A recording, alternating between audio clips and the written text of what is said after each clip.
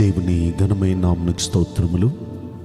ఈ వాగ్దానం వింటున్న మీకందరికీ మన ప్రభువును ప్రియరక్షకుడైన యేసుక్రీస్తు నామములో శుభములు, మా హృదయపూర్వకమైన వందనములు తెలియచేస్తున్నాం. ఈరోజు దేవుని వాగ్దానం యెషయా గ్రంథం 60వ అధ్యాయము 18వ వచనం. నీ సరిహద్దులలో పాడు అను మాట గాని, నాశనము అను మాట గాని వినబడదు. మంచి దేవుడు మనందరి వినికిడిలో ఈ మంచి వాగ్దానం నెరవేర్చునుగాక. ఆమేన్. ప్రియ దైవ జనాంగమా, కృపగల దేవుడు మనకిస్తున్న శ్రేష్టమైన వాగ్దానం చూడండి. మన సరిహద్దులలో అంటే మనం ఎక్కడుంటే అక్కడ, మనం ఇంట్లో ఉంటే ఇంట్లో, మనం వ్యాపార స్థలంలో ఉంటే వ్యాపార స్థలంలో, ఉద్యోగ స్థలంలో ఉంటే ఉద్యోగ స్థలంలో, చదువుకునే స్థలంలో ఉంటే ఆ చదువుకునే స్థలంలో, ఎక్కడుంటే అక్కడ పాడు అనే మాట వినపడదు, నాశనము అనే మాట వినపడదు. ఎప్పుడు శుభమే, ఎప్పుడు మంచే, ఎప్పుడు ఆనందించటమే. అయ్యో పాడైపోయింది, అయ్యో నాశనమైంది అనే మాట ఇక మీ చెవులోకి వినపడదు. అంటే ఇక కీడు జరగదు. మీకు శుభప్రదమైన ఆశీర్వాదాలతోనే దేవుడు తృప్తిపరచబోతున్నాడు. ఇలా రావాలి అంటే ఆ 60వ అధ్యాయం యెషయా గ్రంథంలో మొదటి వచనంలో మనం చూస్తే, దేవుని వెలుగు మన మీద ప్రకాశించాలి, దేవుని మహిమ మన మీద ప్రకాశించాలి. ఆయన వెలుగు, ఆయన మహిమ మన మీద ప్రకాశిస్తే మన జీవితంలో ఆ విధంగా దేవుని కాపుదల ఉంటుంది, దేవుని ఆశీర్వాదం ఉంటుంది. కనుక ఆ దేవుని వెలుగు, దేవుని మహిమ మన మీద ప్రకాశించాలంటే ఏం చేయాలి మనం? ఈ మాటలు మనం పరిశీలిస్తే, ఇప్పుడు సందర్భాన్ని మీతో మాట్లాడుతున్నాను. ఇజ్రాయేలీలు వాళ్ళ జీవితంలో ఈ యెషయా గ్రంథం 58వ అధ్యాయం మనం చూస్తే చాలా శ్రమల్లో ఉన్నారు. శ్రమల నుండి వారు బయటపడాలని, లేక ఆ వ్యాధుల నుండి, ఆ శాపము నుండి బయటపడాలని ఉపవాసాలుండి మరి ప్రార్థన చేస్తున్నారు. వారు ఉపవాసాల నుండి ప్రార్థన చేస్తున్నా సరే వారి సమస్య నుండి బయటపడలేదని, వారి కష్టాల నుండి బయటపడలేదని దేవుడి మీద కూడా సరిగారు.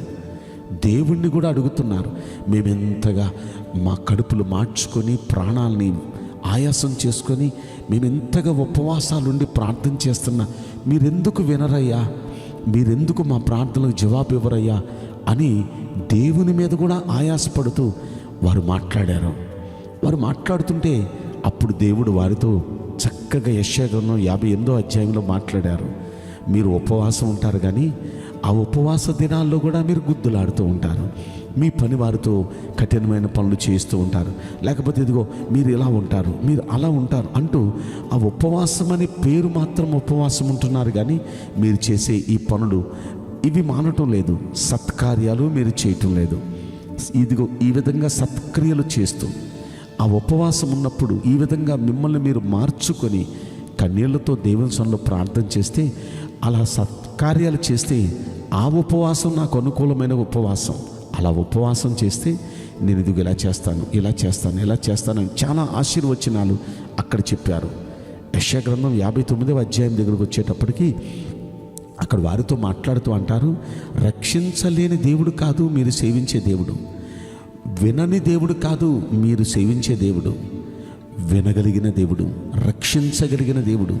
కానీ ఎందుకు రక్షించలేకపోతున్నాడు, ఎందుకు మిమ్మల్ని విడిపించలేకపోతున్నాడు అంటే మీ దోషాలే మీకు ఆయనకు అడ్డుగా ఉన్నాయి.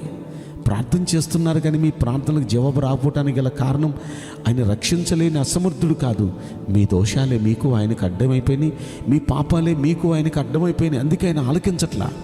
ఆ దోషక్రియలు మానండి, ఆ పాపాలు మానండి, ఆ అడ్డుగోడలు మీరు కూల్చేయండి. అప్పుడు దేవుడు ఆయన వెలుగు మీ మీద ప్రకాశింపజేస్తాడు, ఆయన మహిమ మీ మీద ప్రకాశింపజేస్తాడు. అప్పుడు మీ జీవితంలో ఎలా జరుగుతుంది, ఎలా జరుగుతుంది, ఎలా జరుగుతుంది అని చెప్తూ అప్పుడు ఈ వాగ్దానం చెప్పారండి. ప్రియ దైవ జనాంగమా, దేవుని వెలుగు మన మీద ప్రకాశించాలి అంటే దేవుని మహిమ మన మీద ప్రకాశించాలంటే మనలో ఉన్న ఆ దోషాలను మనం ఒప్పుకొని విడిచిపెట్టాలి. ఆ పాపాలను మనం ఒప్పుకొని విడిచిపెట్టాలి.